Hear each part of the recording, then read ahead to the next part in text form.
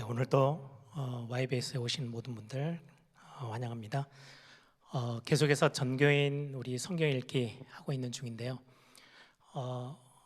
엊그제 수요 예배 때 제가 완도 읽기를 다녀왔는데 우리 거기에 있는 성도님들도 영상으로 같이 이렇게 훈련하고 있지만 교회에서 함께 하고 있는 성경 읽기 같이 함께 하고 계시고 또 많이 성경 읽으면서 많은 응답들을 또 확인한다라는 간증들도 해주시더라고요.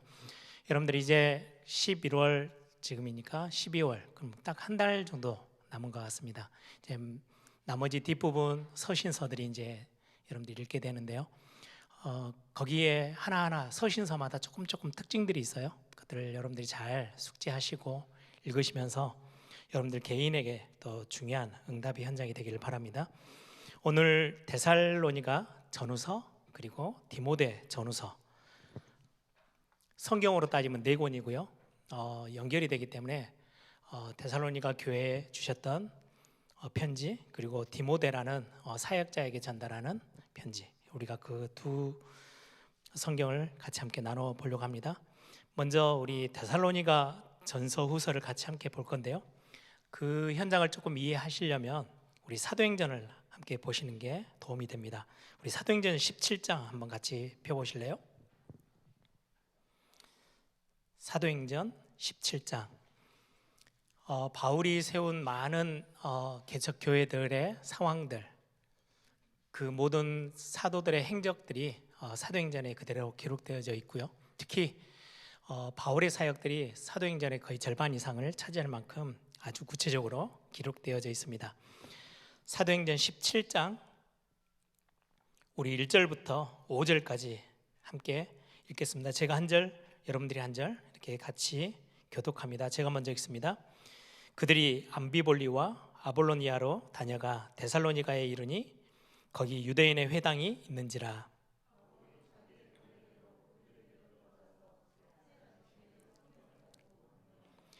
뜻을 풀어 그리스도가 해를 받고 죽은 자 가운데서 다시 살아나야 할 것을 증언하고 이르되 내가 너희에게 전하는 이 예수가 곧 그리스도라 하니.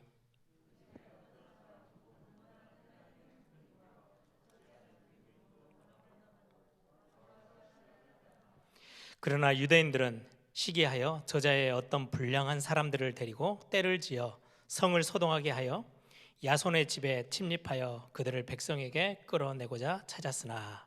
우리 10절부터 14절까지 한 번 더 연결되어집니다. 10절부터 14절 같이 한 절씩 교독합니다. 제가 먼저 읽습니다. 밤에 형제들이 곧 바울과 실라를 베레아로 보내니 그들이 이르러 유대인의 회당에 들어가니라.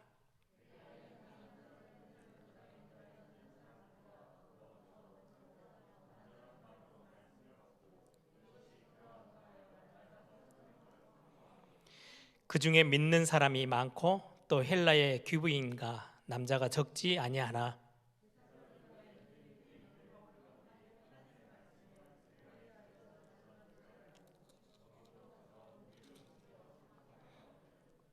(14절) 같이 함께 14절 15절 같이 읽겠습니다. 형제들이 곧 바울을 내어 보내어 바다까지 가게 하되 실라와 디모데는 아직 거기 머물더라. 바울을 인도하는 사람들이 그를 데리고 아덴까지 이르러 그에게서 실라와 디모데를 자기에게로 속히 오게 하라는 명령을 받고 떠나니라. 아멘. 오늘 데살로니가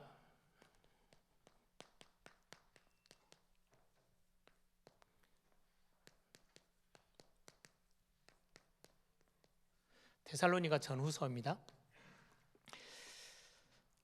오늘 배경이 말한 것처럼 빌립보 지역에 들어갔던 게 사도행전 16장이에요. 16장에 소아시아로 계속해서 전도여행을 펼치려고 하던 바울의 전도팀을 향하여서 하나님께서 환상 중에 마게도냐 사람, 유럽이죠, 그쪽에 있는 지역에 있는 사람이 우리를 와서 도우라 라는 환상을 보고 이전에 세웠던 전략들을 멈추고 하나님이 부르시는 그 마게도냐 지역, 유럽 지역으로 향해서 방향을 바꿔서 가서 첫 번째 머무르며 복음을 전했던 도시가 빌립보라는 도시입니다. 마게도냐의 첫 성, 그리고는 두 번째 도시가 바로 오늘 데살로니가라는 지역입니다. 마게도냐 지역에 마게도냐 전체 지방의 수도, 북쪽에 있는 수도 역할을 데살로니가가 하고요, 남쪽에 있는 수도 역할을 고린도가 합니다. 그래서 대표적으로 데살로니가 이렇게 하면 마게도냐에서 굉장히 중요한 핵심 도시, 거기에는 거의 소아시아 쪽하고 유럽을 연결지어주는 굉장히 중요한 상업 도시이기도 하고요, 거기에 굉장히 중요한 많은 군사들도 오고 가는, 군사적으로나 상업적으로나 굉장히 유력한 도시가 데살로니가라는 지역입니다. 특징으로 보면 여러분들 한번 데살로니가전서 한번 같이 펴보실래요? 고린도 교회는 지난번에 같이 말씀 나눌 때 고린도 교회는 서로 이렇게 바울이 그 교회를 세워놓고 다른 지역으로 갔을 때 들려오는 소식은 되게 마음 아픈 소식이었어요. 서로 파벌이 생겨서 나는 바울파야, 그랬더니 나는 게바 베드로파야, 나는 아볼로파야, 어떤 사람은 나는 예수파야, 이렇게 하면서 막 파벌이 생겨서 교회 안에 굉장히 많은 분열이 있었던 그런 교회 소식을 듣게 됐는데, 데살로니가 교회의 소식은요 굉장히 바울의 마음을 흡족하게 하고 감사의 마음을 품게 했던 교회가 데살로니가 교회예요. 우리 잘 아는 굉장히 유명한 본문이기도 하죠. 우리 1절부터 데살로니가전서 1장 1절부터 우리 1장 전체지만 10절까지 여러분들이 데살로니가라는 교회를 이해하기에 굉장히 도움이 많이 됩니다. 1절부터 10절인데 한 절씩 같이 교독할게요. 바울과 실루아노와 디모데는 하나님 아버지와 주 예수 그리스도 안에 있는 데살로니가인의 교회에 편지하노니 은혜와 평강이 너희에게 있을지어다.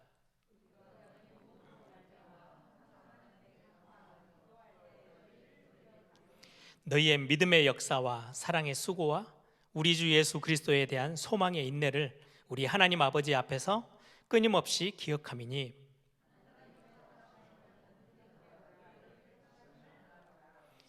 이는 우리 복음이 너희에게 말로만 이른 것이 아니라 또한 능력과 성령과 큰 확신으로 된 것임이라. 우리가 너희 가운데서 너희를 위하여 어떤 사람이 된 것을 너희가 아는 바와 같으니라.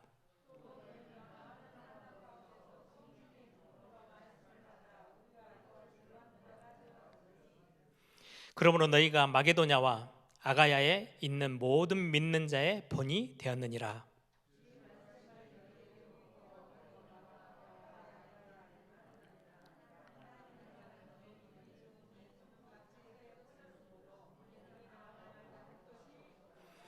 우리 9절 10절 같이 읽습니다. 그들이 우리에 대하여 스스로 말하기를 우리가 어떻게 너희 가운데 들어갔는지와 너희가 어떻게 우상을 버리고 하나님께로 돌아와서 살아계시고 참되신 하나님을 섬기는지와 또 죽은 자들 가운데서 다시 살리신 그의 아들이 하늘로부터 강림하실 것을 너희가 어떻게 기다리는지를 말하니, 이는 장래의 노하심에서 우리를 건지시는 예수시니라. 아멘. 데살로니가에 아까 우리 사도행전 17장에 읽은 것처럼 데살로니가의 지역에 들어가서 3주간 새 안식일, 그래서 데살로니가 지역에는요 굉장히 발달된 상업 지역이었고, 거기에는 생각보다 다른 지역에서보다 유대인들이 굉장히 많이 거기에서 살고 있어서 유력한, 굉장히 돈도 많고 힘 있는 유대인들이 그 지역에 굉장히 많이 거주하고 있었고요. 그래서 그 데살로니가 교회는, 그 지역은 회당이, 유대인의 회당이 굉장히 영향력 있는 회당이 있었어요. 바울이 회당으로 들어가서 복음 전하기 시작하죠. 그러게 3주, 우리가 말하면 왔다 갔다 다 처음엔 한 달이 채 안 되어지는 시간에 데살로니가에서 복음을 전했는데, 그 말씀에, 복음의 말씀에 반응하고 거기에서 회심하고 예수 그리스도께, 하나님께 돌아온 많은 믿음의 사람들이 생겨났어요. 그런데 반대로 역으로 바울이 와서 복음을 전한다라고 하니까, 그리스도를 전한다 하니까 저들이 로마의 황제 말고 또 다른 왕을 증거하네? 그래서 저자의 깡패들을 동원해 가지고 바울을 잡으려고 막 쫓아와요. 그래서 급하게 그런 오랜 시간 사역을 같이 하지 못하고 쫓겨서 도망가듯이 베레아로 왔다가 거기서까지도 그 나쁜 악당들을 막 보내가지고 막 시끄럽게 하니까 결국은 아덴으로 갔다가 고린도 지역으로 들어갑니다. 그게 이제 고린도에서 브리스길라 아굴라를 만나죠. 그게 사도행전 18장이에요. 그래서 17장에서부터 18장으로 넘어가는 그 시간에 데살로니가 지역에서는 사실 오랫동안 사역을 하지 못했어요. 그래서 데살로니가 전서를 읽어보시면 바울이 그들을 되게 그리워하고 만나보고 싶고 짧은 시간 사역을 했는데 여기에 보니까 그 도망가면서 디모데를 남겨놓고 갔거든요. 너가 데살로니가에 있는 성도들 좀 너가 좀 챙겨라 하고는 바울 혼자 급히 도망갔어요. 그리고는 나중에 오늘 본문에 있는 것처럼 디모데를 빨리 내게 좀 불러줘 해서 디모데를 불러서 데살로니가 교회가 어떻게 지금 가고 있는지 소식도 듣고 그 소식 듣는데 너무 감사한 이야기가 많은 거죠.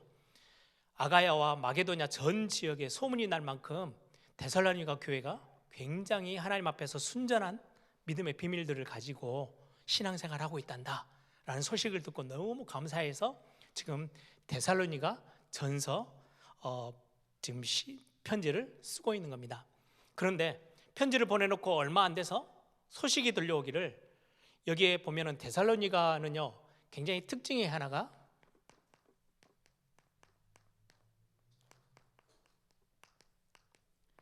박해가 굉장히 심했던 현장이에요. 나중에는 데살로니가 후서 쪽으로 가면은요 여러분들 잘 알다시피 굉장히 로마 황제들 중에 거의 뭐 정신병자 수준으로 예수 믿는 사람들을 막 죽이고 막 핍박했던 황제, 네로 황제. 그 황제의 시기가 전 로마 전 지역에 마게도냐까지 다 영향을 주면서 굉장한 박해가 있었던 현장이에요. 그래서 여러분들이 데살로니가 전서 후서를 읽으시면서는요 지금 우리는 한국에서 신앙생활 하잖아요. 그리고는 뭐 우리가 알고 있는 미국, 일본 이런 데로 가면요 예수 믿는다고 박해받지 않아요.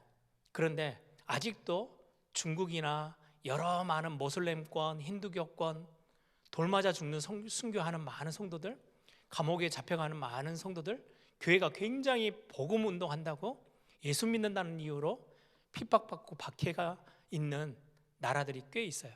우리가 지금 우리 주보에도 각 나라들 중에 굉장히 이렇게 드러내놓고 막 우리 한국에서처럼 활발하게 그렇게 신앙생활을 하기가 힘든 나라들이 꽤 있어요.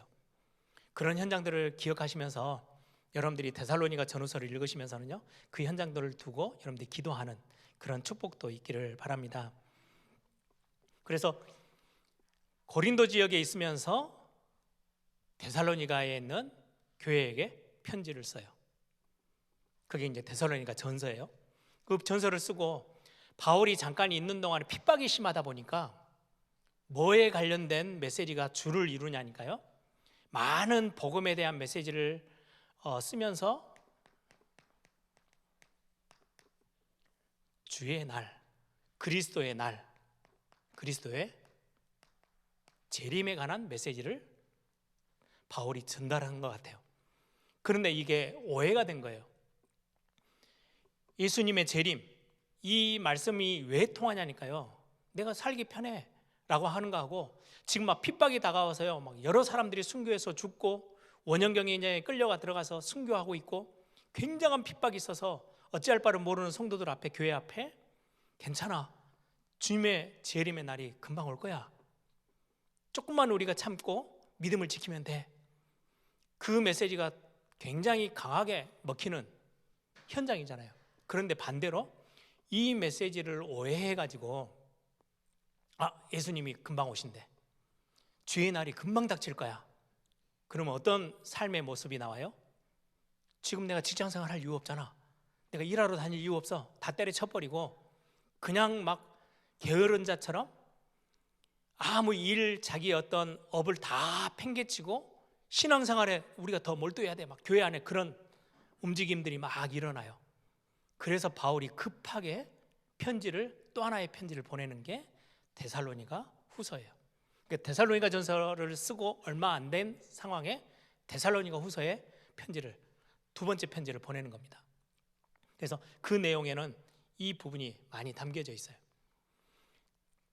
그래서 데살로니가 전서에는요, 굉장히 아름다운 표현들, 좀 부드럽고 칭찬하고 막 감사하고 이런 표현들이 더 많은데, 후서에 가서는요, 칭찬도 있지만 굉장히 강한 어조의 표현들을 합니다. 왜요? 지금 듣기를 교회가 굉장히 좋은 소식을 알려주던 소식들도 있는데, 반대로 또 다른 모습에 자꾸 예수님의 재림에 대해서 오해하는 모습의 교회 성도들을 보면서 굉장히 강한 어조로 예수님의 재림은 그렇게 오는 게 아니야. 우리 한국교회도 그랬죠.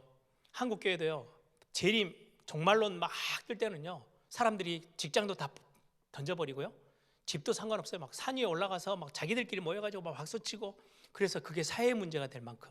근데 그 문제가 우리 한국에만 잠깐 있는 게 아니고 각 나라에 다 한 번씩은 다 겪어가고요. 데살로니가 초대교회 때도 그런 어리석은 성도들이 교회 안에 있었어요. 이런 것들을 두고 우리는 많은 교훈들을 찾죠. 그래서 데살로니가 전서에는 주된 내용이요, 이제 칭찬도 하고 그러면서, 야, 우리가 핍박받는데 주의 날이 온대. 그러면 질문이 있어요. 예수님이 재림 오기 전에 순교해서 저렇게 목숨을 잃어버린 먼저 죽은 사람들은 어떻게 됩니까? 바울에게 질문한 거예요. 그런 부분에 대해서 정확하게 질문에 답을 해주고 있는 게 데살로니가 전서예요. 야, 아니야, 우리가 예수님이 재림에 오시면 우리는 휴거한다 그러죠. 그런 단어가 데살로니가에 제일 많이 기록되어 있어요. 데살로니가 전서에 우리가 예수님이 재림해서 이 땅에 다시 모실 때 먼저 죽은 자들이 일어나서 예수님을 맞이할 거야. 그리고는 예수님이 재림하실 때 그때도 살아있던 믿음의 사람들은 그 다음에 가서 예수님을 뵙게 될 거야. 이런 내용들이 데살로니가 전서에 기록되어져 있습니다. 그러면서 이 재림의 날을 기다리는 이 땅에서 살고 있는 그리스도인들의 삶의 모습이 어떠해야 되는지, 그래서 그 유명한 본문이 나옵니다. 데살로니가전서 5장 16절에서 18절이에요. 항상 기뻐하라, 쉬지 말고 기도해라, 범사에 감사하라. 이게 하나님이 너를 향한 뜻이야. 이게 데살로니가 그 교회 이 핍박이 굉장히 심했어요. 어느 정도 심했냐니까, 바울이 복음 전하러 들어갔다가 새 안식일 동안 복음을 전했는데 거기서 많은 회심자가 나오고 교회가 세워질 정도의 응답이 굉장히 빠르게 왔던 지역인데, 반대로 핍박도 굉장히 심했어요. 그래서 한 달이 채우지도 못하고 도망갔잖아요. 그것 때문에 바울은 되게 어린 교회, 이제 개척해서 한 달밖에 안 되어진 교회가 굉장히 마음이 쓰였던, 그래서 디모데에게 그 사역지를 맡겨놓고 고린도까지 내려왔다가 그 고린도에서 너무 궁금하니까 디모데를 불러서 소식을 듣습니다. 그리고 또 편지를 써 보냅니다. 그러고 얼마 뒤에 또 소식을 들려오기를, 이 재림 주의 날을 잘못 오해하고 곡해해서 이상한 삶의 방식으로 막 곁길로 가는 성도들을 향하여서 데살로니가 후서에 대한 메시지를, 편지를 보내줍니다.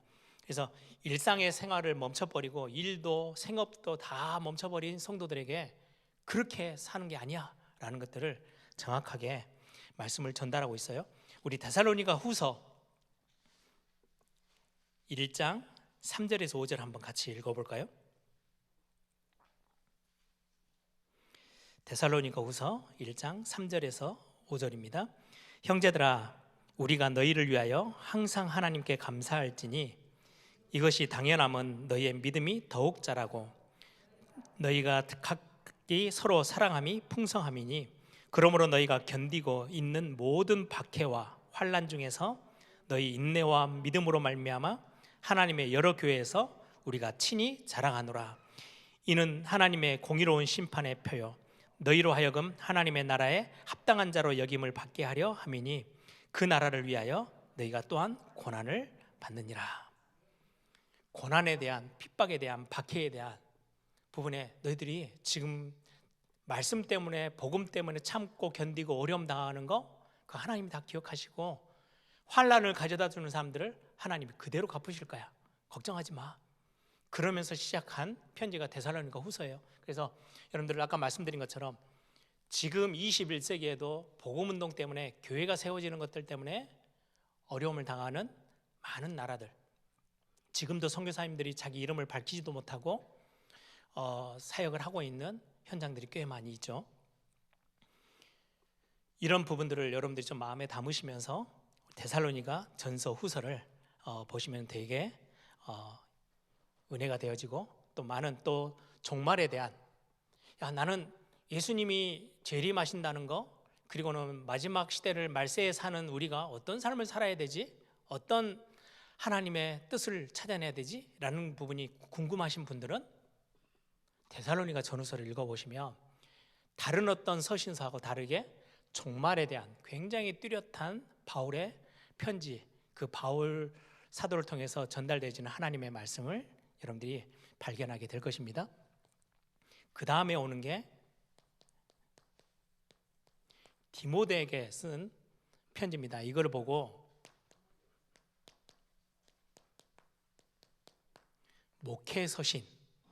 목회서신은 세 권이에요. 디모데 전서, 디모데 후서, 그리고는 디도서.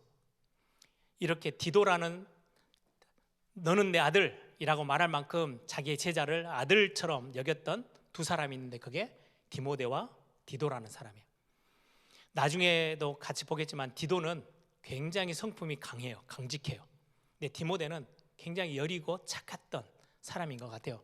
보면 그래서 그런 부분에 대한 언급이 참 많이 나오는 게 디모데 전후서입니다. 우리 배경을 보면은 옥중서신, 이거는 로마 감옥에서 2년 동안 머무는 동안에 옥중서신, 지난주에 같이 했던 에베소서, 빌립보서, 골로새서, 나중에 빌레몬서까지 그렇게 옥중서신을 2년 동안 머무는 동안에 감옥에 있는 동안 썼던 편지예요.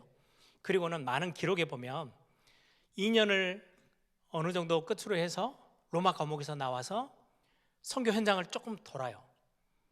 돌다가 다시금 또 잡혀서 로마 감옥에 끌려갑니다.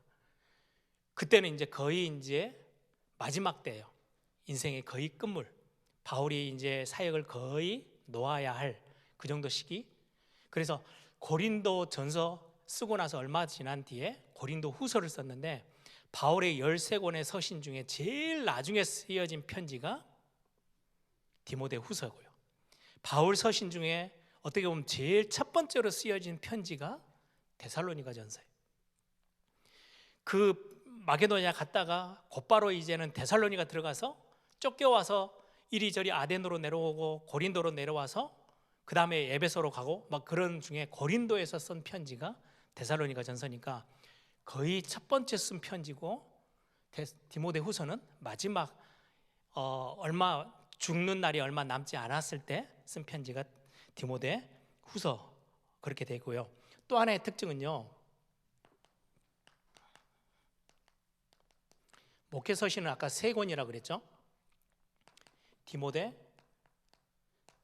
전서, 그리고는 디도서를 먼저 쓰고 그 다음에 이제 디모데 후서를 나중에 써서 이제 보내요. 그런데 옥중서신을 썼던 로마 감옥 2년 동안 있었을 때는요, 여기 주변에, 바울의 주변에 여기에 보면 데마, 디도, 마가, 디모데 이런 어떤 누가 굉장히 든든한 사역 동역자들이요 바울과 함께 했었어요. 그런데 디모데 전후서를 읽다 보면요, 이때는 나중에 두 번째 로마 감옥에 갇혔을 때는요, 누가 말고, 사도행전을 기록한 누가, 그 사람 말고는요 아무도 자기 주변에 없어요. 정말 외롭게. 그래서 참 바울이 굉장한 전도자지만 마지막 생을 마감할 때는 굉장히 외롭고 힘들어서 디모데에게 빨리 와라, 네 얼굴 좀 보고 싶어 라고 부탁하는 편지가 디모데 후서에 나옵니다. 네 올 때 마가도 좀 데리고 와, 보고 싶어. 왜? 내 옆에는 지금 누가 혼자밖에 없거든. 그래서 바울이 마지막 인생을 끝을 내면서도요, 그런 어떤 사역 안에서 만나진 관계들을 굉장히 중요시 여기고 보고 싶어 했던 것들을 우리 성경을 통해서도 확인할 수 있습니다. 이때는 디모데에게 편지를 보낼 때는요, 언제냐니까 에베소 교회에서 디모데가 사역을 하고 있어요. 한번 보세요. 에베소 교회, 에베소 지역은 바울이 제일 오랫동안 사역을 했던 곳이거든요. 1년 반에서 2년 가까이, 2해 동안 이게 에베소 교회고요. 굉장히 짧게 사역했던 데가 데살로니가예요. 근데 에베소에서 이 교회에게도 사역자 후임을 누구를 보내요? 디모데를 보냈어요. 데살로니가 굉장히 어려웠던 현장에 바울 대신에 보냈던 사역자가 또 누구예요? 디모데였어요. 그런 거 보면 한 전도자가 디모데를 어떻게 생각했는지, 굉장히 소중하게 생각하고 중요한 지역들을 파송해서 사역을 했던 거. 저는 개인적으로 이제 목회서신 쪽으로 들어오니까요, 우리 사역자들, 나중에 우리 사역자에 대한 메시지 간단하게 좀 같이 보겠지만, 사역자들이 어떤 마음을 좀 갖고 있어야 되는지, 사역자들을 향한 메시지 굉장히 중요한. 그래서 여러분들 우리 교회로 따지면 사역자, 지금 우리 사역자 훈련 금요일 날 합니다 라고 했을 때 제일 중요한 권역 안에 있는 구역장, 그리고는 구역 인도자들. 지금 코로나 팬데믹 때문에 뭐 구역 예배가 거의 많이 잘 못 되어지고 있지만, 구역장, 그리고 구역 인도자들, 그리고는 교구를 맡고 있는 장로님들, 그리고 권역을 맡고 있는 우리 중요한 사역자들, 거기에 또 현장으로 나아가면 다락방 사역자들, 뭐 조장으로부터 시작해서 지교회 사역자들까지, 전체가 우리 그냥 단순히 우리 목사님, 부목사님, 전도사님들 뭐 이런 것 다 떠나서 중요한 사역자들에게 주어지는 메시지라고 생각하시고, 여러분들이 디모데 전서 후서를 읽으면 굉장히 답이 되어질 것입니다. 디모데에게 보낸 편지인데, 디모데는 루스드라 사람이에요. 바울이 루스드라에 들어가서 복음을 전하다가 만나졌던 사람이 디모데예요. 굉장히 믿음에 순전한 믿음을 가지고 그때부터 바울을 따르기 시작했는데요, 디모데를 소개할 때 디모데의 아버지는 헬라인입니다. 어머니는 유대인이에요. 어머니의 그 위의 어머니, 외조모죠, 외할머니도 유대인이에요. 그래서 신앙의 뿌리를, 아버지에 대한 언급은 없어요. 헬라인이다 보니까 어떻게 보면은 저 복음에 대한 거에 대해서 거리가 멀었던 사람일 수도 있어요. 아무튼 디모데의 어머니, 그리고는 디모데의 외할머니, 그 믿음이 너에게 그대로 들어가 있어. 어머니 유대인이고, 그래서 성경을 잘 알아서 자녀를 그렇게 복음 안에서, 성경 안에서 잘 키웠던 집안인 거죠. 그렇게 디모데를 소개하고 있습니다.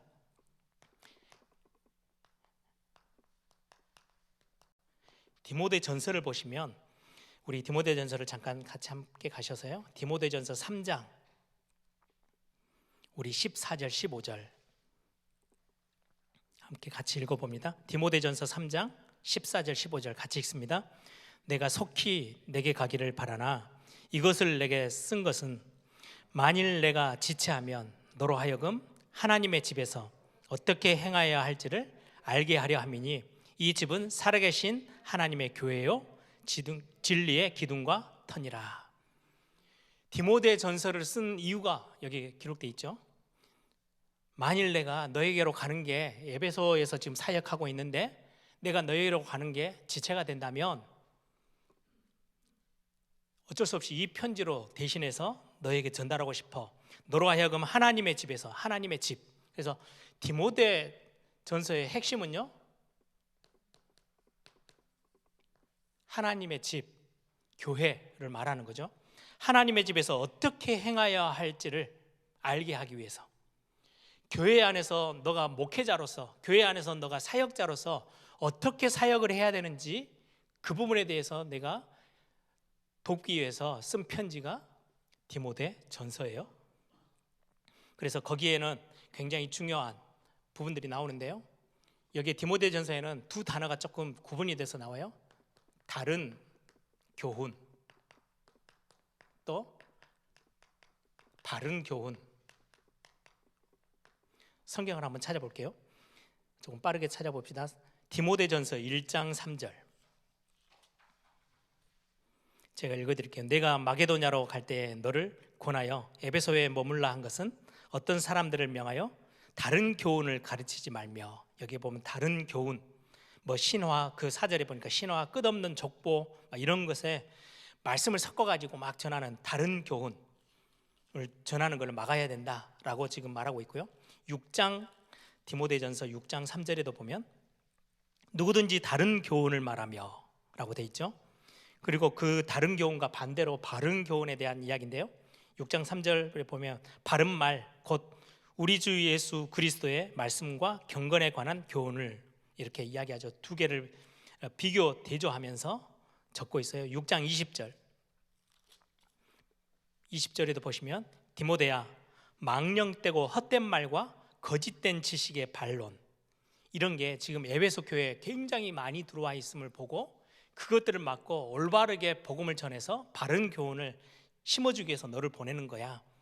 너가 거기서 그 사역을 해야 돼 라고 부탁해 주고 있는 거고요. 디모데전서 1장 10절에도 보면 쭉 후반부에 보면 바른 교훈을 거스르는 자, 바른 교훈이 있다는 거죠. 이 교훈은 내게 맡기신 바 복되신 하나님의 영광의 복음, 이 영광의 복음이 바른 교훈이라고 말씀하고 있어요. 4장 6절에도 내가 이것으로 형제를 깨우치면 그리스도 예수의 좋은 일꾼이 되어 믿음의 말씀과 내가 따르는 좋은 교훈으로 양육받으리라.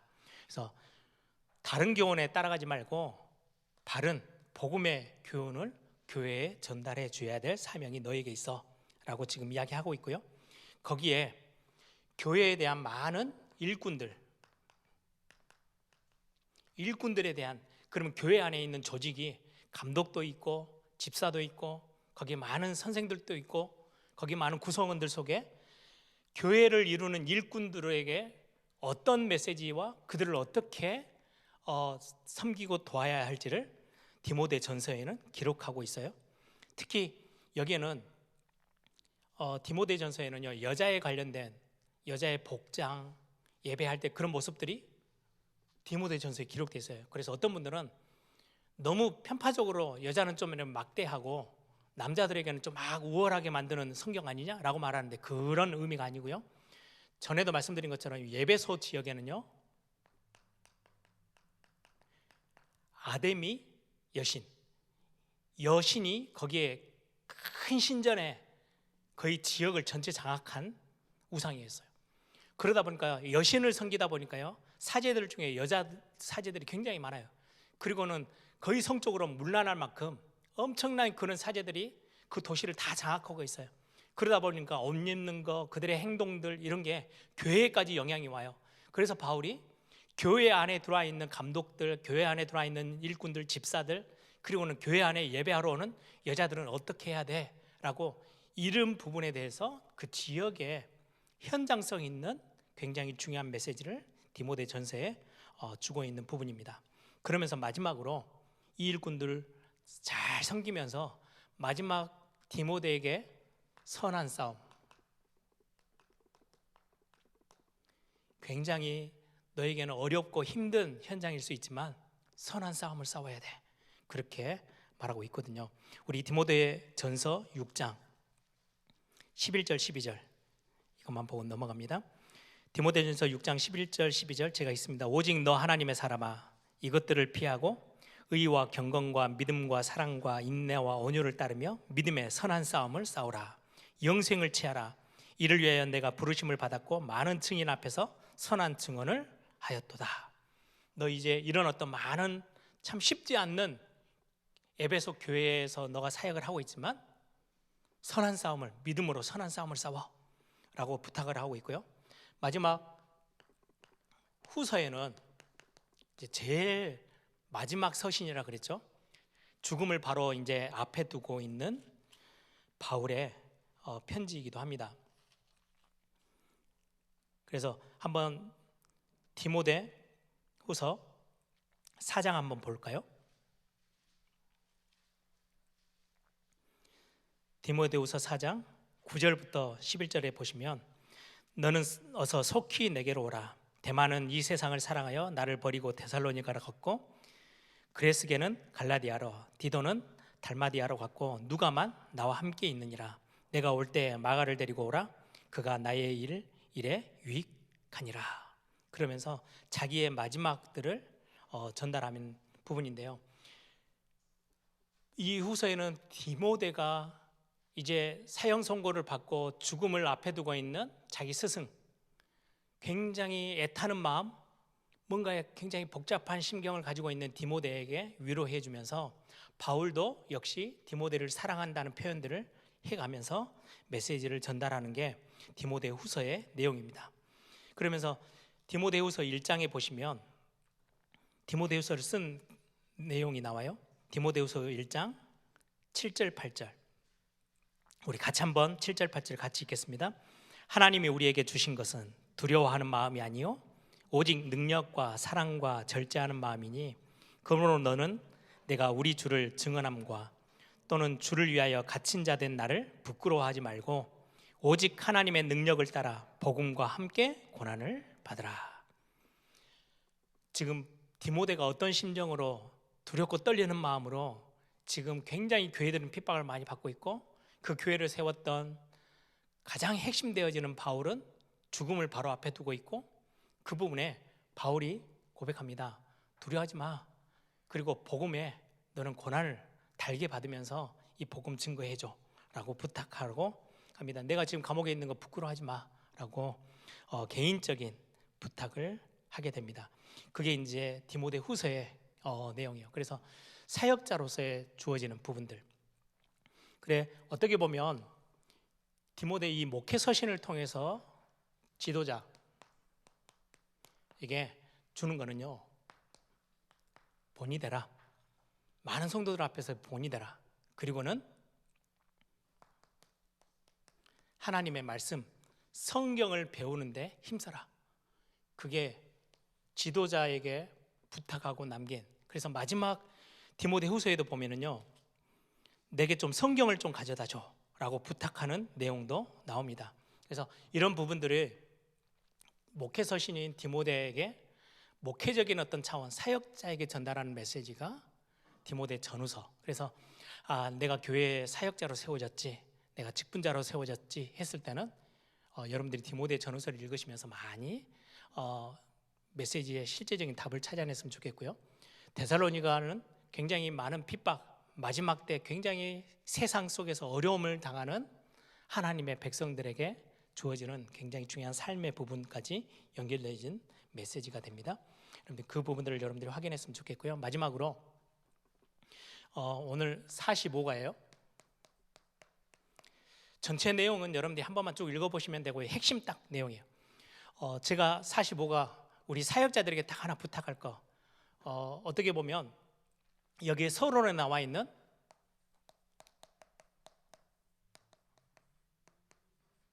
언약적 축복, 이거를 성도님들하고 같이 구역 공과를 하시면서 한 번 더 언급해 주시면 돼요. 언약적 축복은 창세기 12장에 아브라함을 불러서 하나님이 언약을 가지고 복을 확인시켜 주시는 거거든요. 그 내용이 첫 번째가 여기에 보시면 언약적 축복이 1번으로 나와 있는데요. 저는 예전에 처음 이 본문을 가지고 메시지 나올 때 그때는요, 언약적인 축복의 5가지 이렇게 있어요. 저는 그게 더 맞다고 생각해요. 그래서 근원적인 축복, 대표적인 축복, 지금 이게 빠졌죠. 시대적인 축복, 기념비적인 축복, 불가항력적인 축복, 이렇게 5가지입니다. 너는 복의 근원이야. 그래서 근원적인 축복, 너를 통하여서 대표적인 모든 열방이 복을 받게 할 거야. 시대적인 축복, 너의 후손, 그리고 너를 아무도 능히 막을 자 없어. 불가항적인 축복. 이게 아브라함에게 주시고 저는 이거를 우리 교회의 언약적인 축복으로 딱 붙잡았어요. 그래서 이 지금 45과에 나오는 건요, 3가지는 미션, 인턴십, 포럼, 이 3개를 지금 말씀하는 건데, 사실은 이 근원적인 그리고 대표적인 시대적인 기념비적인 불가항력적인 이 부분에 저는 근원은 복음밖에 없어요. 그렇죠? 나의 복음, 대표 나를 통해서 다른 사람이 복음 받는 거, 나의 전도, 나의 선교, 나의 후대, 나의 교회. 저는 이렇게 적용해서 미션으로 딱 붙잡았어요. 이거를 교회의 중요한 미션, 올해 이제 11월 달인데 벌써 이 부분을 사역자들이 이번 구역공 가시면서는요, 한 번 정도 더 언급을 해주세요. 교회 주보를 펴놓으시고, 이번 뒤에 되게 복잡한 내용들이 있는데요, 굳이 그거 신경 안 쓰셔도 돼요. 이걸 가지고 이건 놓고 우리가 교회가 계속 기도하고 있는 내용이야. 다시 한번 점검해 주시면서, 미션은 뭐냐니까요, 이걸 가지고 인턴십은 우리의 사명인데, 내가 해야 될 굉장히 중요한 사역인데, 인턴십은 이게 내 자녀와 우리 후대 다음 세대에게까지 전달되는 거예요. 어떻게 전달하느냐, 내가 증인으로 서는 겁니다. 그죠?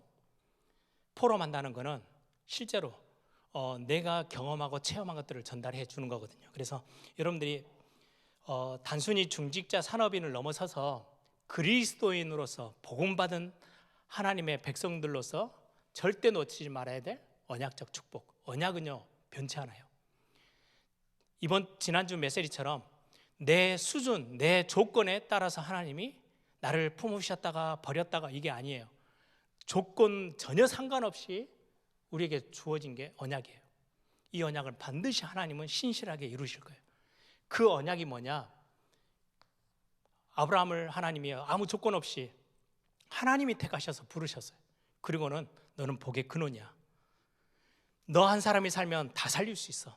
교회도 살릴 수 있어. 라는 메시지가 들어있는 게 언약적인 축복이거든요. 그래서 이 축복을 내가 실제로 내 개인적으로 어떻게 찾아내고 누릴 것인지, 그리고는 그거를 내 다음 세대에게 우리는 어떻게 전달할 거면 렘넌트들에게 그 전달함에 있어서 말로 지식이 아닌 내가 참으로 내 인생 전체를 담아서 하나님이 내게 주신 응답을 가지고 전달하는 그런 인생 포럼의 증인으로 서는 거, 이런 부분들을 여러분들이 사역자로서 중요하게 간단하게 포럼하고 기도 제목으로 나누는 시간들이 되면 좋겠습니다.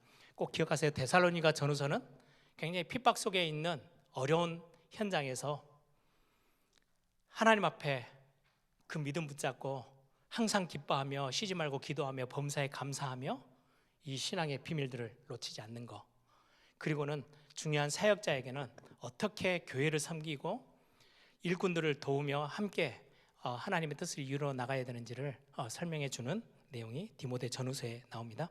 여러분들이 다음 주 데살로니가 또 디모데 전후서를 같이 함께 읽으시면서 또 이전에 다른 성경과 다르게 하나님이 주시는 새 은혜를 여러분들이 맛보고 체험하는 시간 되기를 바랍니다. 우리 한번 다 같이 한번 기도하십시다.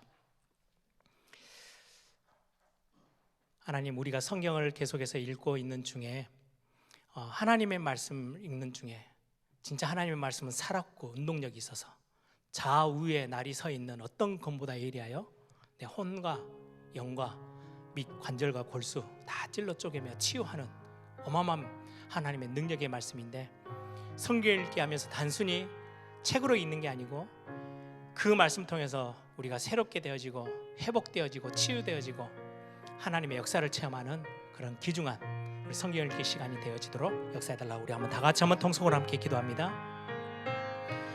살아계신 아버지 하나님 감사합니다.